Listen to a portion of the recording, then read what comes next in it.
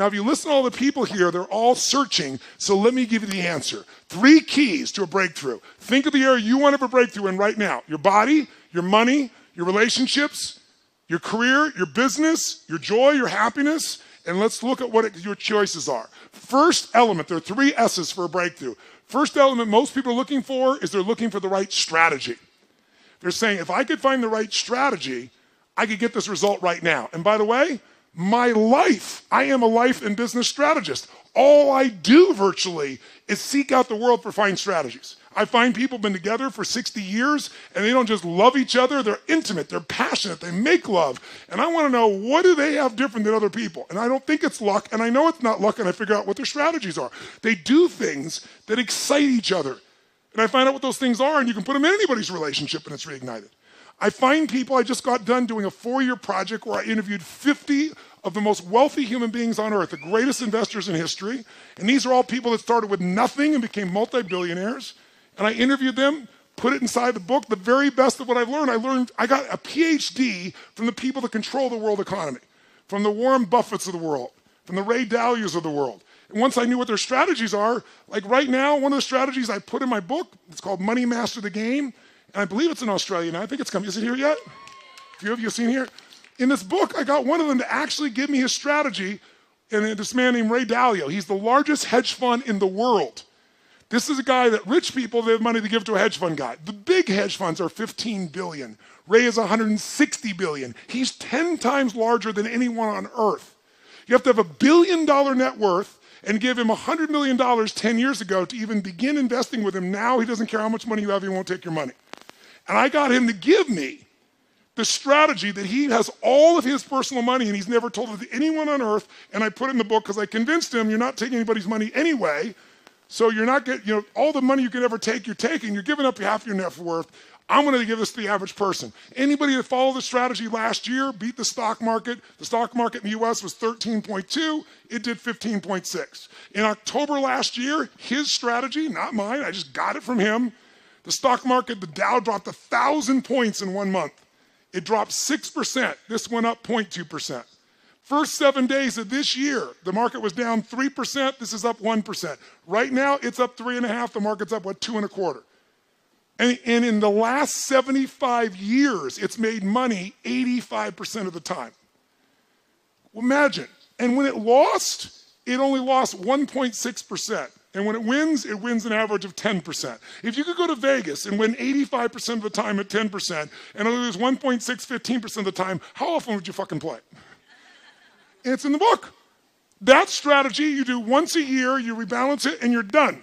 That's how powerful it is. And it's only not worked twice, 2008 and in 1932. And in both cases, it did twice as good as everything else, but it did lose money.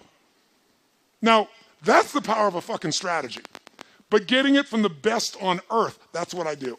Now, to do that, I spent time, energy, money, effort. It didn't interrupt me. I had to pursue it. I had to expect no answers, but I want the answer, and I got it.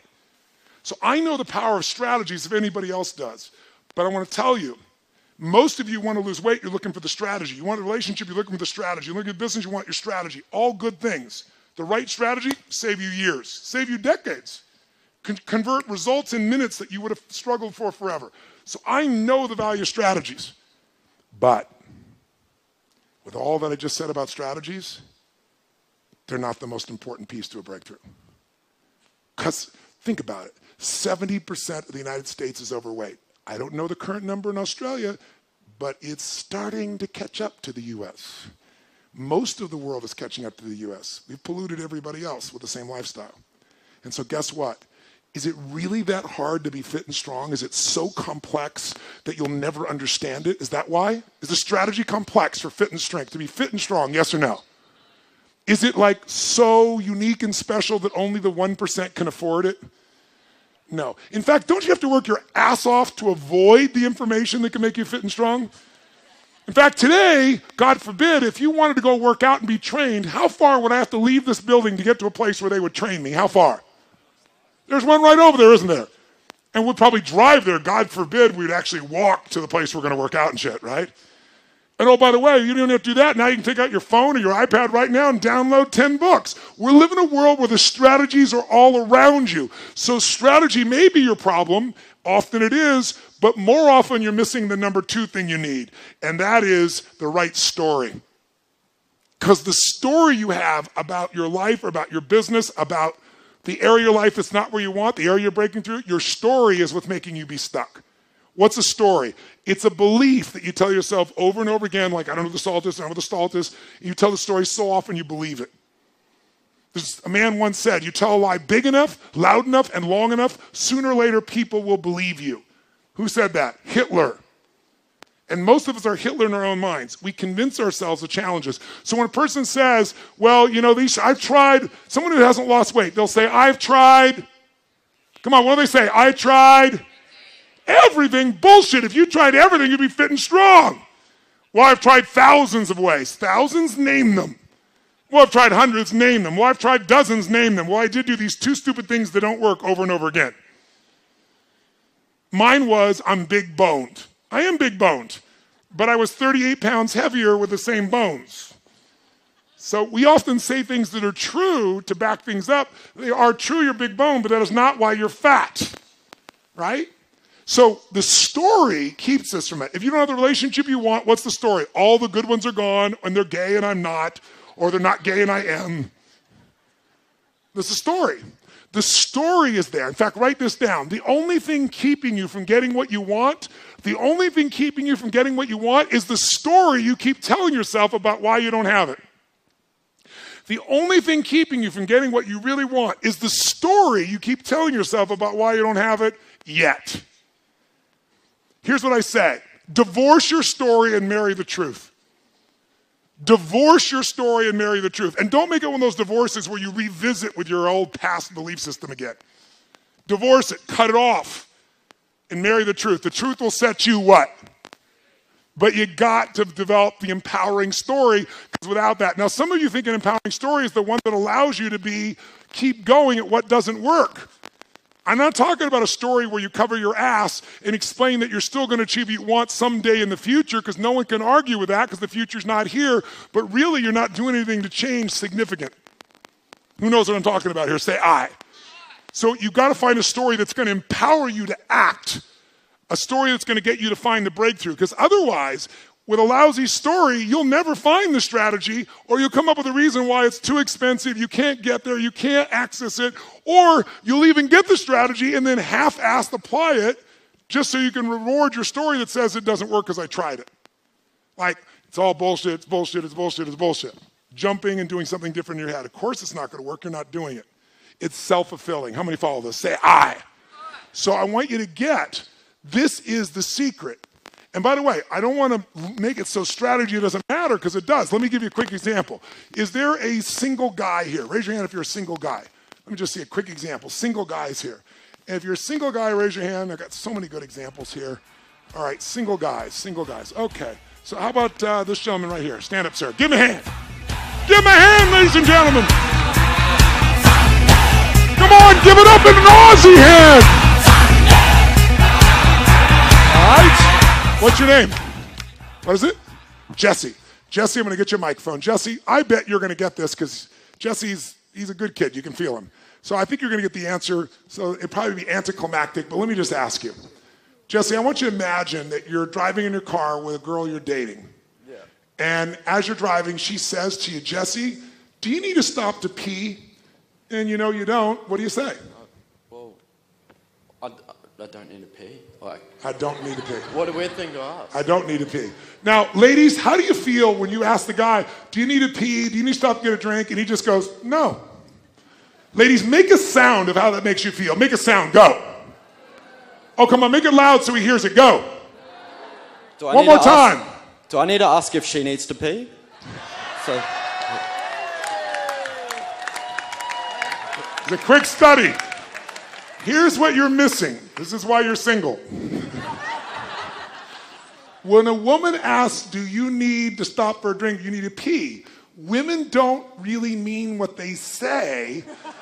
They give you clues and want you to be a detective and uncover what they mean, because this proves that you really care. It's quite complex, this shit, but I'm going to educate you right now.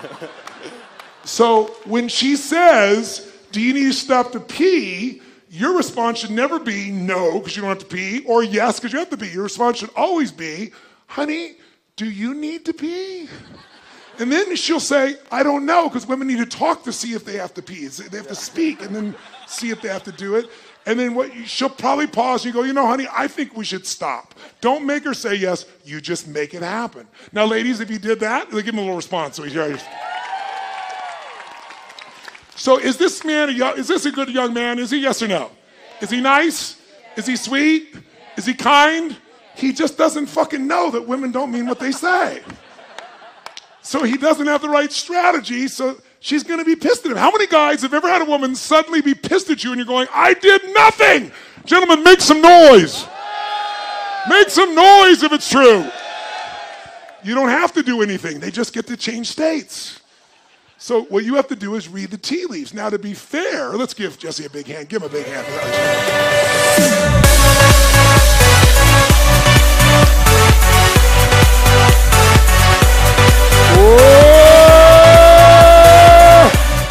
To be fair, let's balance it out. Where is a single lady in here? Single lady, raise your hand. Single women, raise your hand. Oh, come on, there's more single ladies than that. Single ladies, single ladies, single ladies, single ladies, so many. Single ladies. Okay. So many great choices. So many choices. Okay. All right, give her a hand. What's your name? Where are you from? My name's Liz. I'm from Sydney. It's Liz from Sydney, ladies and gentlemen. No, you didn't hear me. I said it's Liz from Sydney. Let me hear you. Okay, Liz, I'm going to give you a little test. You find a man very attractive. You're very interested in him. You develop the courage to go up to him, start a conversation, and then you say to him, hey, listen, would you like to have lunch maybe next Thursday? And he says, no. Right. What does it mean? Probably. Honestly, what does it mean? What does your gut say it means? First, he says no. He's not interested. He what? He's not interested. He doesn't want to have lunch with me. He's not interested. Now, he said no, and then she made up a whole fucking story in her head. This is what women do. What else do you tell you? He's not interested? What else do you think? He's probably got a girlfriend. Got a girlfriend. Fucking gay. He's gay. Yeah, right? Gay, girlfriend. What else? He's stupid. He's stupid. Okay, now I want you to notice why she's single. Because all he said was no. So I'm going to help you. In the women's world, they say shit and you have to make it up what it means. In a man's world, we actually say what we fucking mean. It's fucking crazy. If a guy, guys, are you with me? If a guy says to me, do you have lunch on Thursday? And I say, no, guys, what does it fucking mean? What does it mean? Just means no. It doesn't mean I'm not into you. Doesn't mean I'm having sex with someone else. Doesn't mean I'm gay. It just means no to fucking Thursday. How about Friday? Give her a hand, ladies and gentlemen. What doesn't kill you makes you stronger. Give her a hand. Stand a little taller. Doesn't mean I'm lonely when I'm alone. What doesn't kill you makes you fighter. What does keep it lighter? Doesn't mean I'm over.